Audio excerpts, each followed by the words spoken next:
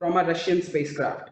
He was on International Space Station for nearly 188 days. Just to put in context, we have been in lockdown for 60 days as of now, or maybe some people around 90 days. So he was nearly double that time before returning to Earth on December 1st, 2009.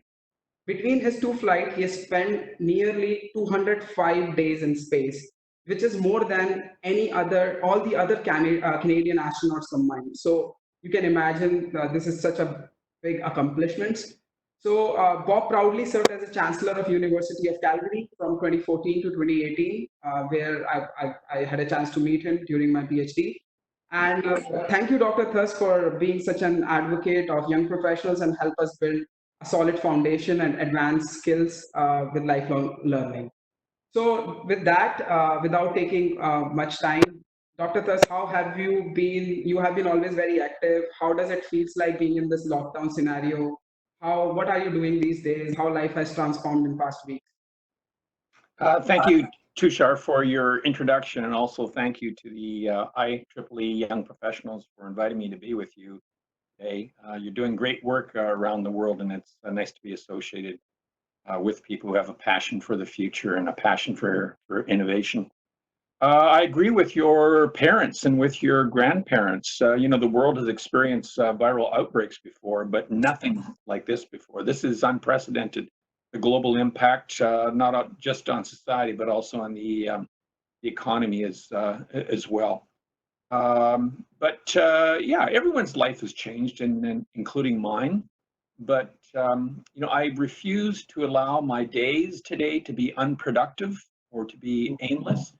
So there's always rigor that I put into the day. I have a to-do checklist that they work through every week, to make sure that I stay productive.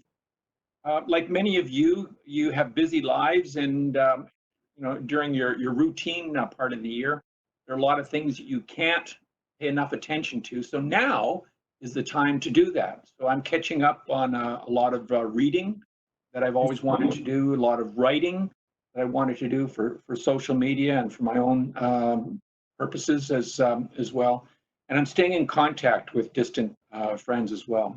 Every day, including just a few minutes ago, I sent a note to another distant friend just to stay in touch. One other thing I'll say, Tushar, is that there's no excuse during this pandemic for us not to be taking care of ourselves.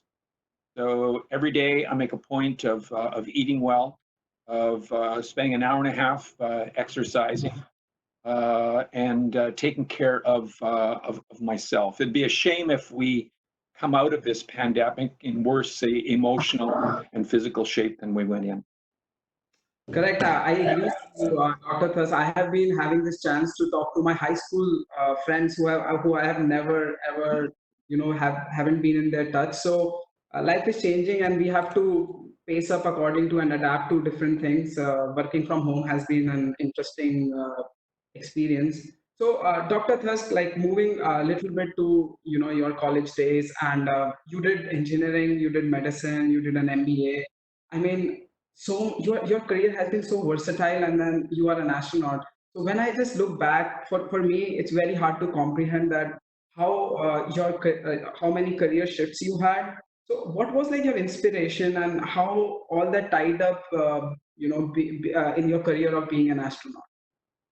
Well, you know, if you're just looking at my biography or my CV, you would probably say that I had career shifts. You would say that my goal was probably to be versatile. That is not true at all. I had one career dream, and that dream started when I was in grade 3. I grew up in a magical era in the 1960s and the 1970s when the world was changing on a number of fronts, including space science and technology. I saw astronauts walk on the moon. And when I saw that, I decided that I wanted to become an astronaut and to have a career in space, if it was all possible. So my educational path headed in that direction. I started off with an engineering degree at the University of Calgary. One of my professors took me aside, asked me what I wanted to do in life. I told him what I wanted to do. He said, you know, a lot of the obstacles to going to deep space right now are not just technological, they're also medical. He advised me to go for the medical degree. So I got another engineering degree, picked up the necessary pre-med courses, then went off to medical school, again with the single-minded objective of someday flying in space. And then a lot of the attributes that are honed prior to flight are also the similar type of attributes that you get in business school as well. So that's why the business school degree was in there. But Tushar, I don't want you to think that I was jumping around from one fantasy to another. No, I had one objective, and that's my feeling is that if you have a dream, ideal jobs do not fall out of the sky into your lap. There's determination, and there's passion, and there's also sacrifice. You know, things don't happen without a lot of hard work. And so I was crafting my educational path, which is the foundation for my career dream to fly in space. And as you described, I had two opportunities in my life and my career to fly. So a question on that, Dr. Thirsk. Being raised in Western Canada and studying in Calgary, I myself lived there for 6 years. Beautiful place. It's always a very tough step to step out of your comfort zone and do something new and make this transition from cities to cities. And when I left India back in 2012, it was a very hard decision for me. So how have you managing these opportunities and that idea of stepping out of comfort zone, how you kept yourself motivated during your college days? You know, now at the end of my career, you know, I look back and I look at my most significant accomplishments in life, Tushar. And I look at the most difficult decisions that I had to make to go left or to go right. And the best things that I did in life were when I was outside of my comfort zone. You know, what I can truthfully say is that my astronaut career took me to the limits of my abilities, not just my intellectual abilities, but my emotional, my physical abilities as well. And I loved every minute of it. So being an explorer, like an astronaut, is not just about exploring geographical or spatial frontiers. It's about exploring personal frontiers as well. If you want to soar with the eagles, you have to operate out of your comfort zone at the limits of your abilities. If you just operate your daily life according to things you're comfortable with, you're going to be a human being this size when you have the potential to be a human being this size. So I encourage young people, I encourage you, I encourage all the viewers of the webcast today to pursue objectives in life that make you uncomfortable, because then you know that you're going to be doing the most significant work. Then you're going to be functioning at a very high level. And maybe one more thing to say, Tushar, is to surround yourselves with people who are like-minded as well. People who push you to be your best. Being an astronaut, I flew with crewmates who love to excel, and they help take my game to a higher and higher level all the time. So get out of your comfort zone, I agree with you, and also surround you with people who pursue excellence. And thank you, Dr. Thirsk. So I will like to take you back to your first flight, which was a 17 days flight, and you had experiments related to material science and life science, I guess. Um, what was your feeling at that moment of time? Because you're almost there, you have accomplished that goal and the dream you had in grade 3. I mean, it will be such a great feeling. So tell us something about how that first day when you got that letter that you were selected for the mission. How does it feel like?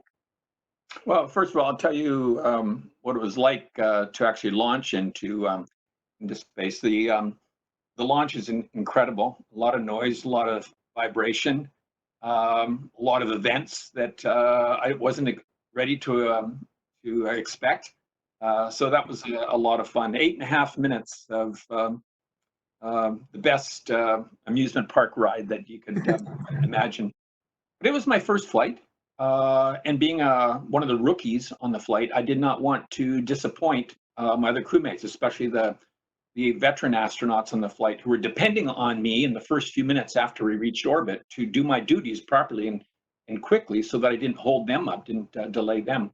So I was very focused on doing my tasks, and it, in a sense, it felt like another simulation that we had experienced in our training prior to launch. Then someone tapped me on the shoulder. One of my crewmates said, "Bob, look."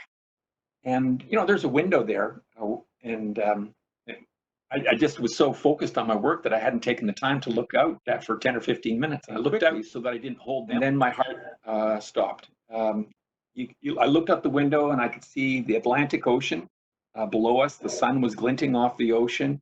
Beyond the ocean was the curve of the Earth's horizon. This was no simulation. This was real. And then beyond the curve of the horizon was nothing but inky black space.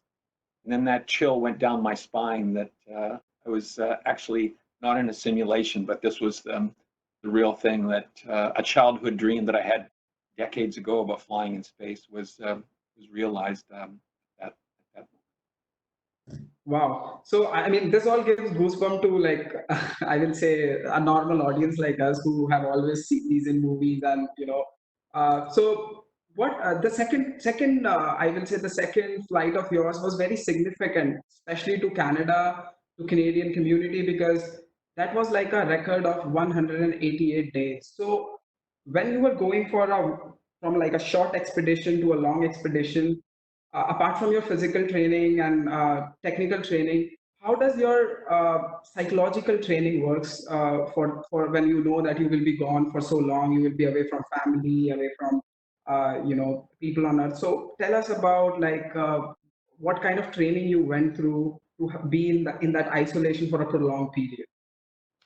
And I'm glad you raised the point. There is a difference between a short duration flight of a week or two and a long duration flight of several months, or for your generation, you'll be experiencing missions of years long. So, there's technological skills that an astronaut needs to have in order to do well in space, and you're familiar with them already. So we need to, as astronauts, have the ability, the skills to control complex spacecraft systems, to perform rendezvous and dockings, to perform robotic operations, to do EVAs, also known as spacewalks, to do assembly and maintenance tasks as well. But for long duration spaceflight in particular, there's another group of non-technical skills that we need as well. So I'm talking about self-care, self-management, teamwork, group living, followership, leadership, cross-cultural skills, decision-making, envisioning. Those are the kinds of skills that, later in my career now, I think are just as important as the technical skills that astronauts spend years training for as well. So what I would say to you and to the other viewers is, during your training phase, during your young professional lives, go out of the way to get involved in teams and in programs that bring together a diverse group of people who are different than you, people who solve problems differently than you, who come from different cultural, ethnic, racial backgrounds, different political ideologies, different religious beliefs. Get experiencing working with people of different types of backgrounds on a project with a single objective. It's those kinds of experiences that I think are just as important as robotics or spacewalking. So you can do yourself a favor if you have ambitions about ever getting involved in the space program, of acquiring some of these skills that are so important during long duration spaceflight. You can fly a short duration flight for a week or two with someone that you're not really fond of, not really comfortable working with. Can't do that for 6 months though. So astronauts are particularly selected for long duration spaceflight according to their personality traits. Those are so important. Develop those skills now. Very important point, and I mean, I feel it when you transition from university to a company or professional career. You have to adapt to different people and different diverse background. And I'm fortunate in that sense that we today the world has become so globalized that we get access to people from all over the world who are studying with us, who are working with us.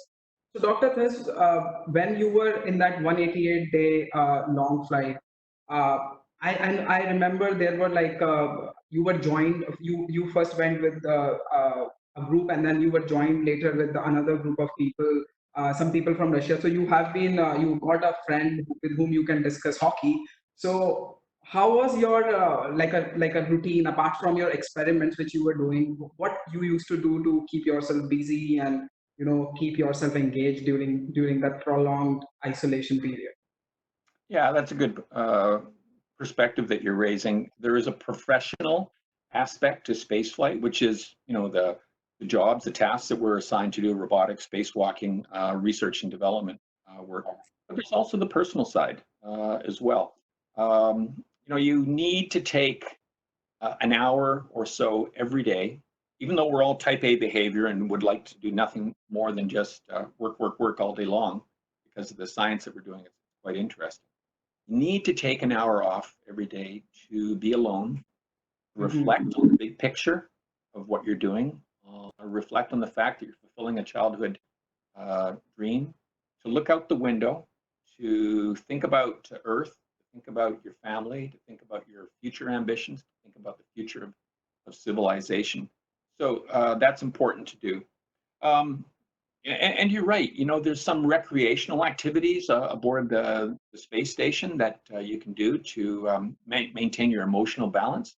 There are some musical instruments. Chris Hadfield famously got engaged in music when he was on board the station, but some of my other friends played chess with the ground support team. Other friends did painting on orbit. I spent quite a bit of time exercising and also making educational videos for grade school students on Earth to show them what it's like to live in space, and also to teach a few fundamentals of science and the scientific method as well.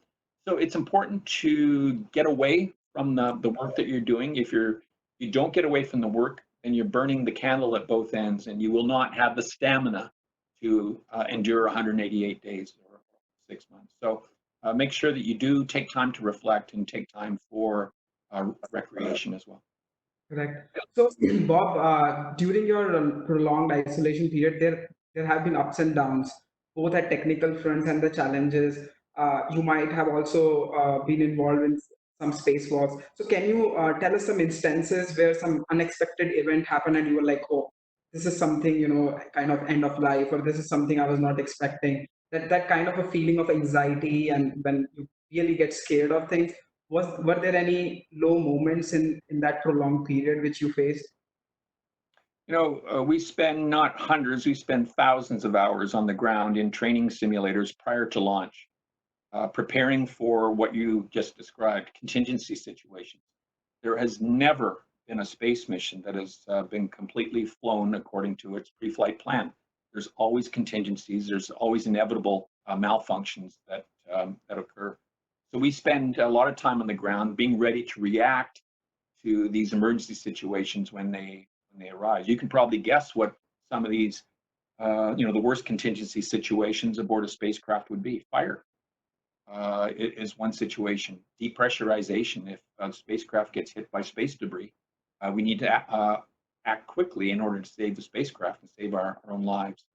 Toxic atmosphere inside the station as well. Of course, you can't open up a window and vent out the space station, so you're living in the atmosphere that's toxic or filled with smoke fumes.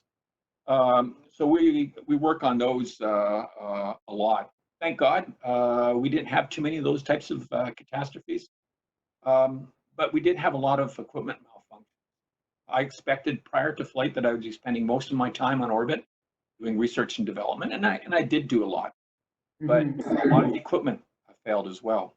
We were testing out new life support equipment, and a lot of that failed. So the oxygen generator failed during my time on orbit. The oxygen generator obviously is a pretty important piece of equipment. If we didn't get that fixed, people were going to have to deorbit and go home. The carbon dioxide scrubber failed. The exercise equipment failed. And you're going to laugh when I say this, but the toilet failed as well. And when the toilet's not working, it's a pretty uncomfortable existence in space. So I was involved in repairing all of these pieces of equipment. with help from the ground. We had this symbiotic relationship between the engineers on the ground who were guiding me through the repair process. That was gratifying. So I think the lesson for you young people is, I know some of you have ambitions of going to an asteroid or maybe walking on Mars in the next 10 or 20 years. It will happen, but I think the lesson for engineers is that our life support equipment and other spacecraft equipment is not yet robust enough, and it's not reliable enough for these long duration flights. You know, aboard the space station, if a piece of equipment fails, we can always get spare parts from the ground. They'll be sent up in a week or two. On a deep space mission to Mars, can't rely on cargo resupply. So we have to get better at designing robust and reliable equipment before we're ready to launch the first crew to Mars. I because a lot of technology advancements, of course, we have made considerable progress. There is more reliability, but at the same time, it will still take some time to accomplish those goals. But yeah, we have to dream. We have to keep our endeavor in that direction. So I would like to kind of shift a little bit from this aspect to the idea of that, social distancing today in today's context. It's a very hard thing to practice, especially I grew up in a culture where people don't understand what social distancing means because we are just so used to being close to people and talking to them. So Bob, like what I remember I read somewhere that you were keeping yourself busy with some public engagement on earth. You had event, I remember your sister you contacted who arranged some session with school kids or something of that sort. So what were your public engagement programs when you were in space? You know, as I mentioned earlier, I think that the foundation for a career dream is a solid education. And I'm very grateful to the quality of education that I received in grade school, secondary school, and post-secondary as well. It definitely was the springboard, the launch pad to my career dreams. So I want to enable and to inspire the next generation of students as well to dream audacious dreams like I did as well. So I do spend some of my time as an astronaut on the ground, but also particularly in space, to engage the next generation in education in STEM disciplines, science, technology, engineering, and math disciplines, and healthcare as well. Those are the kinds of backgrounds that are going to be the foundation for our world's economy in the years to come. It probably will not be so much the natural resources; it'll be innovation. So I'm trying to stimulate the next generation. A good example would be that I flew 600,000 tomato seeds in space. So those tomato seeds were exposed to the launch accelerations and reentry decelerations, to 6 months of ionizing radiation, and 6 months of weightlessness as well. When my flight was over, we distributed those tomato seeds as well as ground-based tomato seeds that did not fly to 20,000 classrooms around North America. And we asked the school children to grow both types of seeds to see whether or not there's a difference in germination rate of the two seed populations and also in the ensuing plant growth as well. And the obvious application is that when we go to Mars someday, we're going to have to grow our own crops on Mars. We can't bring enough food from home to sustain the Mars astronauts. So the question is, are seeds viable after lengthy space flight? So these young students are learning a little bit about space science. They're learning a little bit about plant biology, and they're learning a whole lot about the scientific method, which is a way of increasing the science culture in our respective countries. And we're in the midst of the COVID-19 pandemic right now. A lot of the political decisions related to the coronavirus outbreak have to be based on appreciation for scientific data, data-driven research. And so we need world leaders who understand what the scientific method is all about and understand that you don't make decisions out of the blue, you base it on data. So these young school children hopefully are learning this message. Yeah, another interesting thing. I mean, I'm saying this thing because I will be in trouble if I don't mention this thing because I got messages from my friends. So Dr. Robert Thirsk had a ham radio call sign VA3CSA, and I just want to share, like, sometimes when you're talking to young generation, you can inspire in such a big way, because I remember in 2016 when we invited you for a talk with the bunch of young professionals. In that year, we set up the Ham Radio Club at University of Calgary, and we also made it as a Thirsk Communication Center. And the people who started are now doing PhDs in Caltech and other schools, but the new people have taken over it. And today, Dr. Thurs, I would like to tell you that university allocated a special space and a lab dedicated to ham radio, and a lot of alumni donated to that. So we have a full lab running with all antennas, all transceivers, everything in place, where students are involved in experiments. So this is some kind of inspiration which people can pick when you are saying something, and they can work on it and uh, make some small contributions in life. And I think we need this kind of motivation more in this particular COVID time. So thank you so much for inspiring the young generation. Thank you very much, Tushar. That's good news at the University of Calgary. Yes, I made 20 or 25 contacts via amateur radio with classrooms around the world. For me, it was a 30-minute engagement with the students, but in the classrooms, the teachers spent 2, 3, 4 months preparing the class for the radio contact. So the teacher would use the upcoming opportunity to teach the students a little bit about communication technology, about radio waves, about physics, about orbital mechanics. So that on the day when the contact with the astronaut actually happened, the students actually had a pretty solid base of the STEM-related aspects of amateur radio. One other point to make is, you said some nice things about me there, but I also like to recognize the radio amateurs around the world who play an integral role in arranging and coordinating these radio contacts between Earth and the International Space Station. It's not easy, so it's these volunteer radio amateurs who are doing a lot of really good work there. Yeah, I agree with you. I was reading some article and your statement. You said that when you are in space and you look at the Earth, there is this spiritual feeling that comes over when you fly and see Earth. It's an idea of consciousness shift. Can you explain, like, what you exactly mean by the idea of consciousness shift and the spiritual feeling you had when you are in space, and what perception towards life and people that feeling change bring change in you?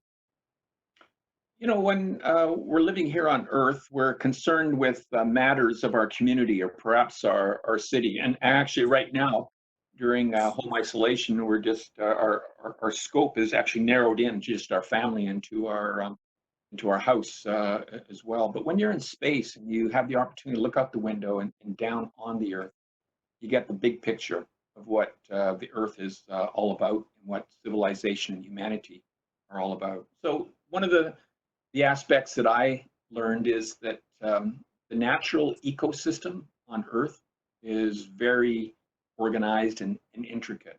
And the various aspects of our ecosystem, like land, oceans, the freshwater cycle, the flora, the fauna, they're all interconnected. And when there's a perturbation somewhere in the world, there's going to be a ripple effect in the natural ecosystem somewhere else around the world. A good example would be from space. I remember seeing a forest fire in Siberia, in northern Russia, and the plume from that forest fire traversed across the Pacific Ocean and impacted the quality of air in North America.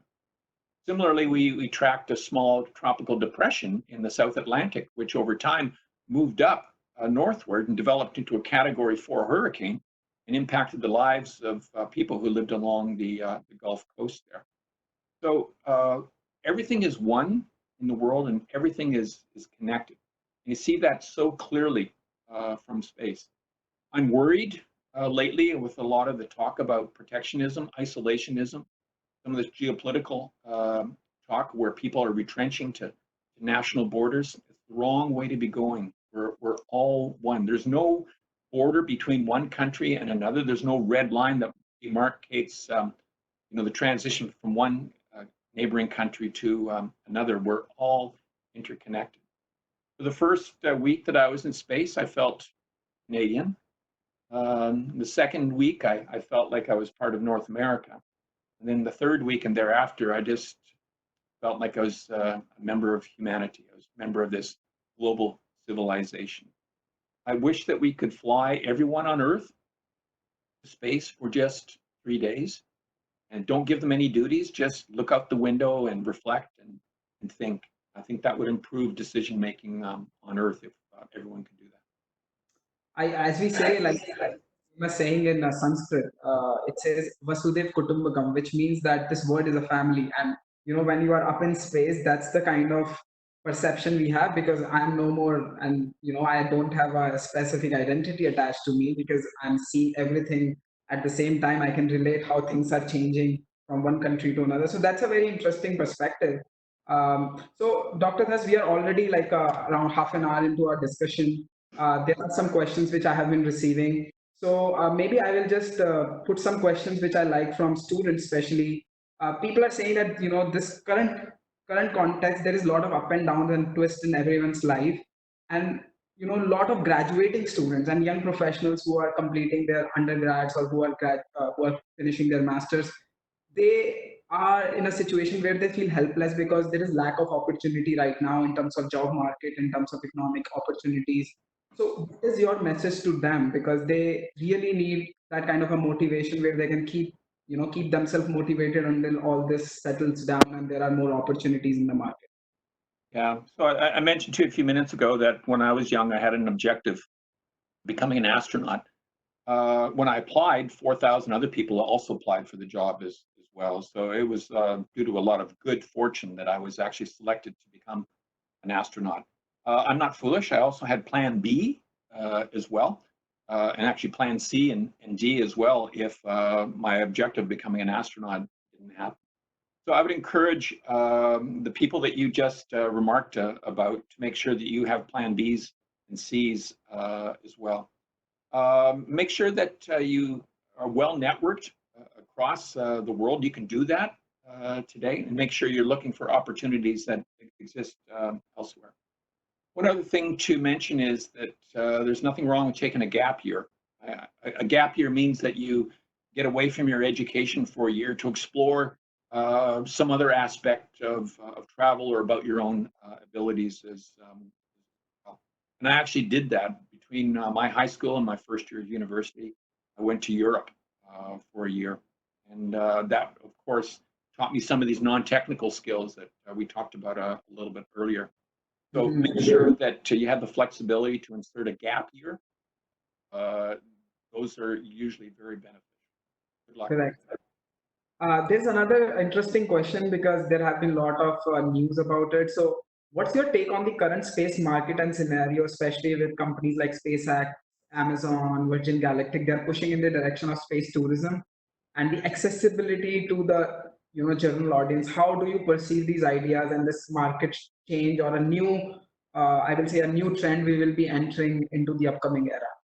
Yeah, I think to date there's less than 600 people who have flown in space, and that's partly linked to the fact that it's so expensive to using chemical rockets to get payloads and human beings into space. I think the current price right now is about $30,000 per kilogram of whatever you fly, hardware or astronauts, which is unreasonably expensive if you want everyone in the world to fly. But as we discussed a minute ago, it would be life changing if we could get not a few tens of people, but a few tens of thousands of people into space every year. To see the Earth from up above, it would be a dramatic culture change for humanity, for civilization. We would start to be able to address some of these serious problems on Earth, like climate change and overpopulation and poverty and inequality. So I admire companies like Blue Origin and SpaceX and Virgin Galactic, because they're going to enable us to get more people into space, and that will have be life changing for those people that can do that. Your generation also needs to get us somehow off of chemical rockets. There has to be some other way, some other technology that can get people and payloads into space. Going to Mars, a 2.5 year total mission return trip. We're starting to look at something called plasma engines or ion engines, which they don't have as much thrust as chemical rockets, your traditional chemical rocket, but they can fire continuously. So it can speed up time on interplanetary missions. But still getting off the planet, getting out of this gravitational well up into orbit, that's still a big issue. So we look to your generation to come up with a better technology, perhaps a space elevator that can get more people up into space. Correct. Next question coming from some student, high school student. The question is, how long does it take to recover from an extended trip to space? And does it vary from geographical location to location and person to person? So, how much time did it take you to both physically and mentally overcome the isolation period? It's probably true to say that every single organ system in your body changes or adapts to the weightless environment. But the ones that we most key in on, the ones that are most problematic, are the cardiovascular system, the heart and the blood vessels. The heart muscle gets thinner. It doesn't contract as a pump as well as it did prior to flight.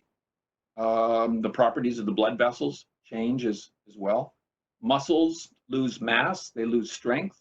Bones demineralize, they lose calcium. The immune system becomes weaker as well. So while it takes time to adapt to the weightless environment, it also takes time to readapt at the end of a mission back to the 1G terrestrial environment as well.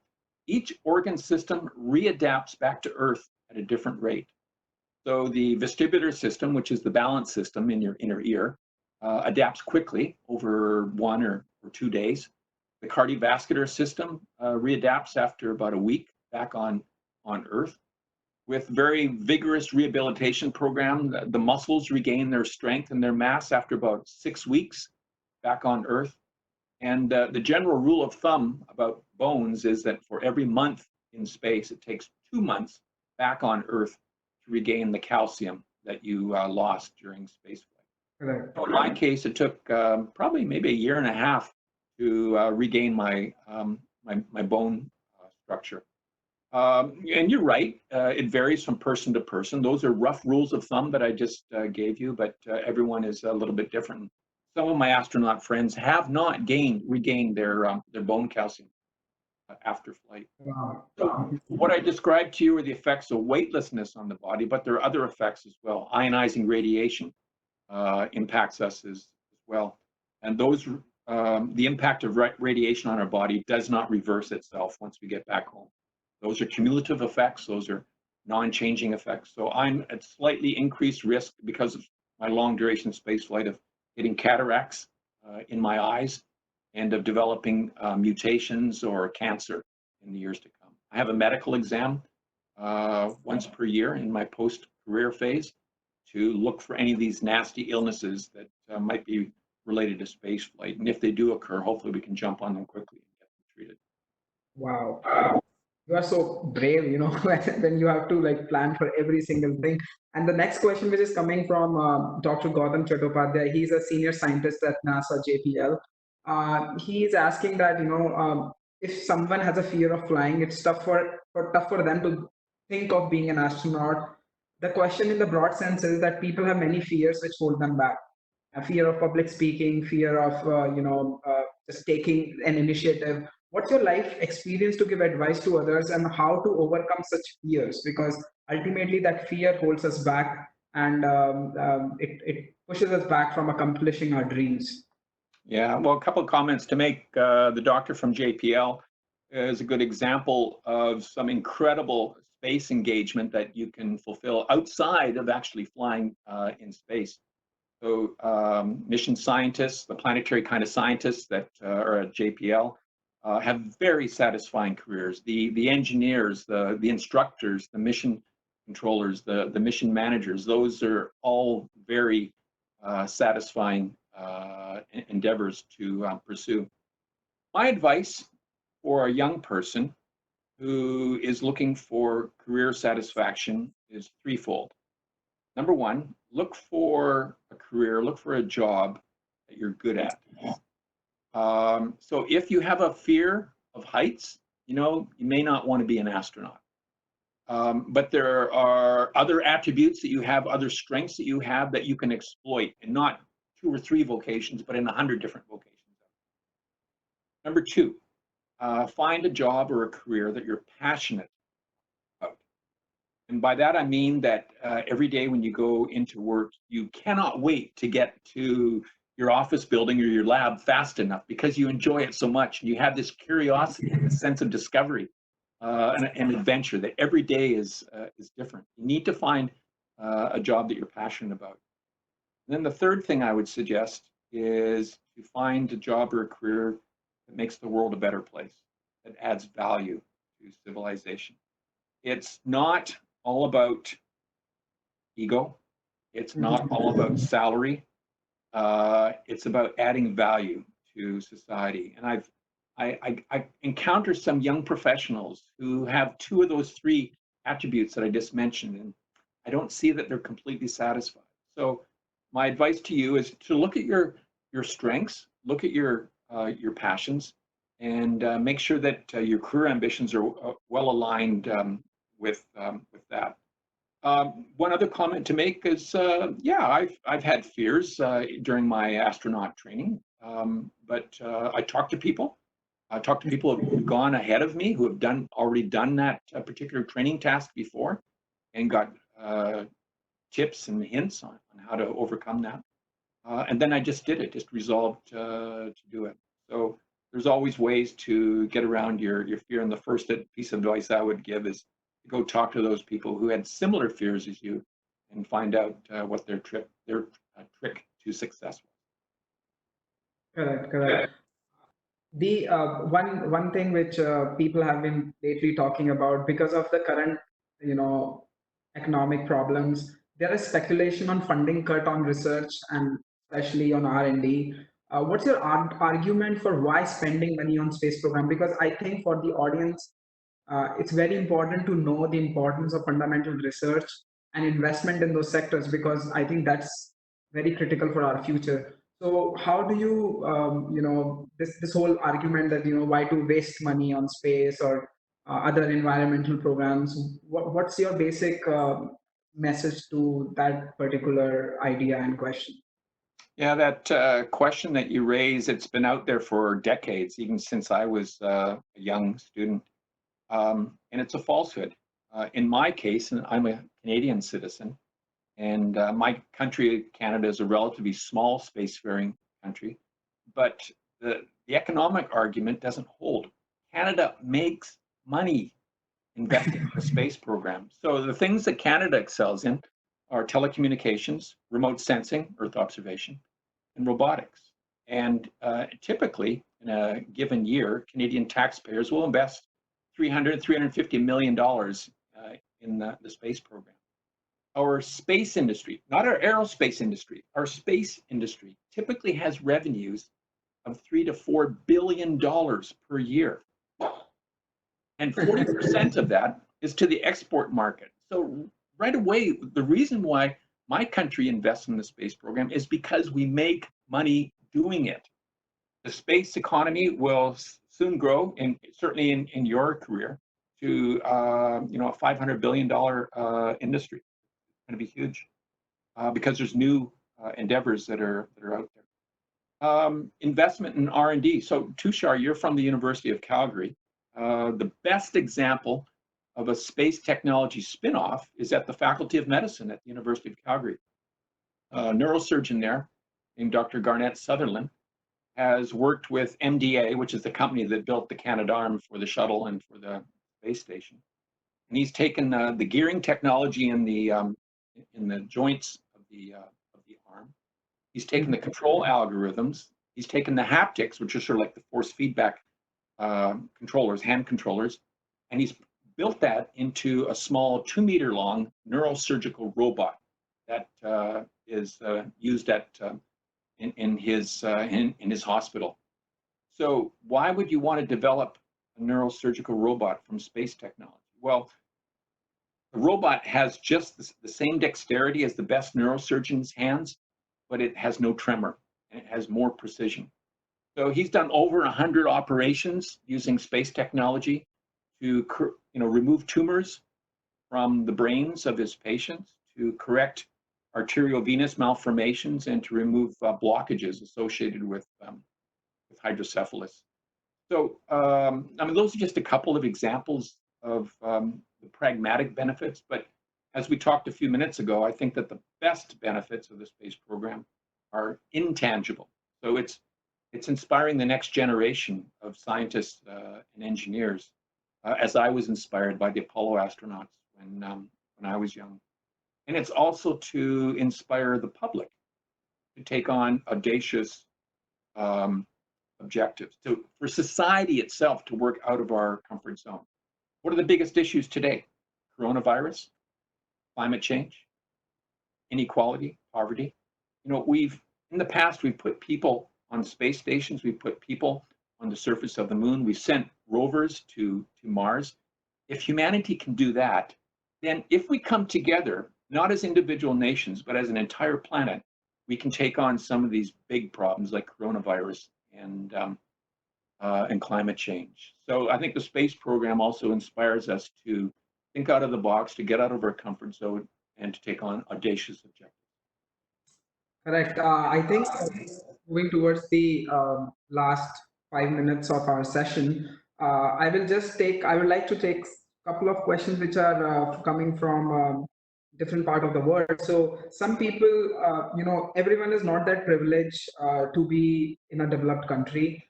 Some of our audience today is listening us from the part which are developing country, or they don't have a well-established space program. Now, a child growing up who can dream of being an astronaut or being a space scientist doesn't necessarily have right access. So, what is your message to such people who still have dreams but they don't have right platform to live that dream? So, what should be their approach?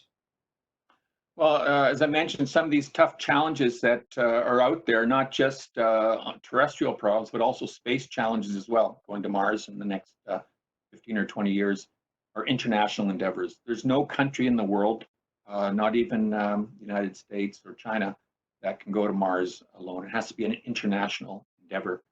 When we do go to Mars with an astronaut crew of 6 people, I would really like to see one representative from each continent on that first crew complement, because that would send a strong message that it's not an individual nation going to Correct. Mars, it's humanity going to Mars. So I would encourage the people that you just described to look for international collaborations, to try to become members of teams, cross-border teams that are taking on a particular challenge. And I'd also encourage you to be persistent. When I was young, when I had my grade 3 dream of being an astronaut, Canada was not flying in space. It did not have an astronaut program. The only people flying in space were Soviet cosmonauts and American astronauts. But over the next couple of decades, that changed. So that several countries today, including my country, now do have astronaut programs. So prepare your educational foundation, be persistent, and lobby with your politicians to make sure that your country does get more engaged in the space program for the pragmatic reasons that I just said. Well said. There is another question which I think is relevant to today's context. People are asking that did you feel sick during your time in space, and what are the backups for medical emergencies? Like, for example, if you have a flu or you have problems with stomach or headache, what are the chances for getting sick, and what you do when you are sick? Aboard the International Space Station, we do have a small medical center. It includes many of the common medications and the medical diagnostic tools that you're familiar with that you might see in a small village emergency room. We also have the capability to do imaging with ultrasound aboard the station. And heaven forbid, but if someone were to have a cardiorespiratory arrest, we have equipment to manage that as well. But the point I'd like to make is that medical management is controlled from the ground. So if there's a difficulty aboard the space station and there's no physician astronaut aboard the station, then the ground will help the crew through the medical emergency. That's not going to be the case when we go to Mars. which again is part of your generation. Because of time of flight delays, data and voice communications could be as long as 20-minute latencies one way. So if a medical emergency happens on Mars, you cannot rely on mission control on Earth to help you through the situation. We're going to need more AI-enabled autonomous technologies to deliver healthcare aboard the Mars vehicle or the Mars habitat. We'll need intelligent decision-making technologies on Mars as well. And we're probably going to have to 3D print some of our medical supplies as well, because we're not going to be able to bring them all from Earth. So some of these autonomous and virtual technologies that I just described, they will enable deep space exploration, and hopefully they will enable remote delivery of remote healthcare here on Earth as well to third world countries and to, for example, in my country, in some of the Arctic and Antarctic regions as well. Correct. In fact, there's a company called Made in Space who are printing, who are working. It's a startup. I was listening to them, and they have some very cool idea of how can they remotely can use 3D printing to get some basic stuff in the International Space Station. So it's amazing the way technology has been moving forward. So with that, Dr. Thirsk, you have given us almost 1 hour, and I would like to give one last question to Aisha, because she's on the call and she's messaging me. I want to ask one question. So Aisha, you can go ahead, ask the last question to Dr. Thirsk. Please unmute yourself. Yeah. So my question is on behalf of everybody who's listening to us, because when we sent the notification that we're going to have a session with you, we got a lot of feedbacks comparing this time you spent in space to what we are, going through because of the COVID scenario. So the question was, how much does isolation affect our productivity? Like, what is your take on it? Does it improve, or like, do we have to focus more to become better in terms of being productive when in isolation? Isolation and confinement that we're experiencing here on Earth is very similar to the isolation and confinement in space. I can't say that it improves or detracts from our role, but it is different as well. And Aisha, it's these non-technical skills that I mentioned a little while ago, self-care and group living. They're so important, and they help us to remain functional on Earth during the COVID-19 isolation. So again, do your part with the friends and the family that you're living with right now, to do the communal tasks at home, do the unglamorous tasks, the cleaning, the housekeeping. It has to be done, but it also, your family members recognize that you're doing your part as well, that you're a good team member as well. Take time for yourself every day. Do not allow yourself to have an unproductive day. Make yourself a checklist and be like an astronaut and work through that checklist as well. Regard the home isolation that we're going through right now as astronaut training. And in a sense, it is astronaut training, because we're all astronauts on Spaceship Earth right now. And we all have a mission objective right now. And our mission objective is to flatten the coronavirus curve. By following the flight rules, which is the social distancing, the hand washing, we're working toward that mission objective. And if you begin to deviate from the flight rules that public health officials have set towards us, we're not going to reach our mission. So regard home isolation as astronaut training. Be a good crew member. Look at your crewmates, your family and friends that you're living with right now. What are you doing that's annoying them? Stop doing that. Change your behavior so that everyone can move towards a happy and healthy outcome. So I got my COVID isolation is astronaut training. That I never thought about this perspective. So it's great. So Dr. Thirsk, just one personal question. I have maybe I'm not aware of it. Do you have any books which you are writing currently, or some people can buy from Amazon or can read more about your exciting experience in space, or do you already have it, or are you planning to write some of those in coming time? What I'll do is I'll refer you to my blog site. So if you go to my website, it's robertthirsk.ca. Robert Thirsk is all one word, .ca. And then click on the blog tab. And a lot of my space experiences you'll find there. I've contributed to books before. I don't have any interest in the immediate future to write a book, but I really do enjoy sharing my experiences through my blog. So go to robertthirsk.ca, and you can follow me on Twitter as well. Thank you, Dr. Thirsk. Aisha, please send a follow-up email to all attendees with the link to the blog and the Twitter handle, so they can be connected. With that, thank you so much, Dr. Thirsk, for time for today's session, and it was wonderful talking to you. I wish I can, visit Ottawa someday and meet you in person. And with that, wishing you good health, stay safe, and if you have any last message to our viewers today, over to you. Well, thank you again, Tushar, for moderating the session. Aisha, thank you for doing the logistical support.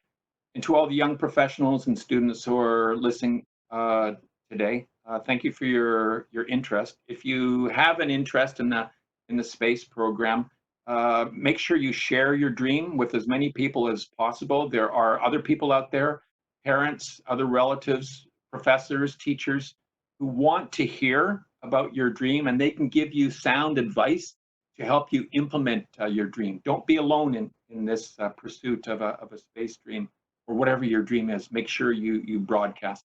Good luck. Thank you so much, Dr. Thirsk. Thank you everyone for joining us today. And we will send up a follow-up email with the blog details and the Twitter handle information. So with that, we would like to close the session for today. Thank you so much. Bye. Bye-bye.